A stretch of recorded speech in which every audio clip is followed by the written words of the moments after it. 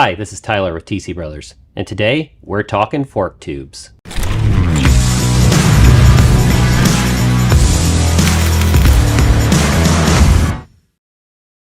Shopping for fork tubes for your motorcycle can be a pretty daunting task. There's a lot of styles, coatings, and diameters available, and I'm here to explain some of those to make it easy for you. Here at TC Brothers, we offer 3 different finishes of fork tubes, as well as extended lengths or stock lengths, depending on what you're looking for to do with your bike. Many guys building choppers looking for extended lengths commonly will run hard chrome fork tubes in longer lengths than what they had on their stock bike.